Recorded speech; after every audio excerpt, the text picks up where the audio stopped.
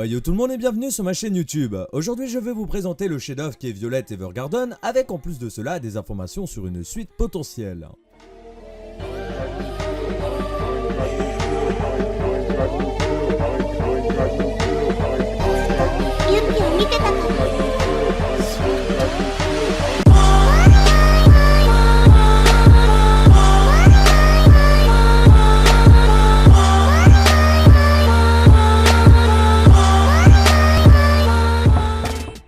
Vous avez certainement déjà entendu parler de Violet Evergarden. Pour ceux qui ne le savent pas d'ailleurs, Violet Evergarden a été reconnu dans le monde des animes pour être l'un des plus beaux, du moins graphiquement. Pour tous les fans de Violet Evergarden, voici d'ailleurs une information qui pourrait vous intéresser. Il s'agit là d'une annonce qui a été faite à propos de la sortie d'un film d'animation de Violet Evergarden pour janvier 2020 dans les salles japonaises. Nous n'avons malheureusement pas plus d'informations pour le moment, mais nous avons une grande chance pour qu'une suite à l'anime soit prévue.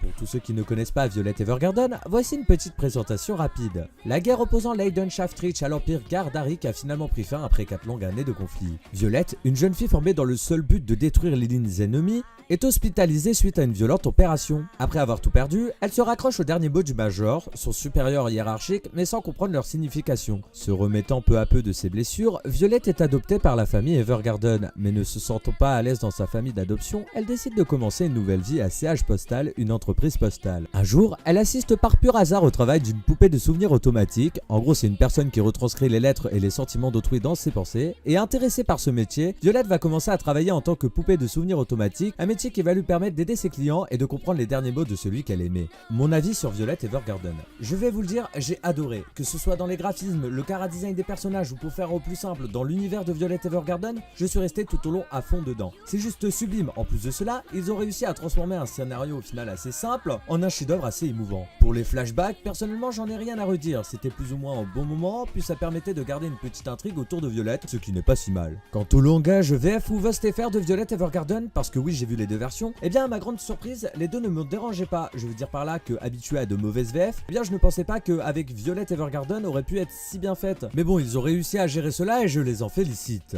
Vous l'aurez donc compris, Violet Evergarden est un animé que je vous conseille fortement. Si d'ailleurs vous avez des questions à propos de celui-ci, n'hésitez pas à me les poser en commentaire. Également, n'hésitez pas à laisser un pouce bleu et à vous abonner à la chaîne si cette vidéo vous a plu. Sur ce, je vous dis à très bientôt, c'était Guro, à plus et à la prochaine tout le monde. Allez bye.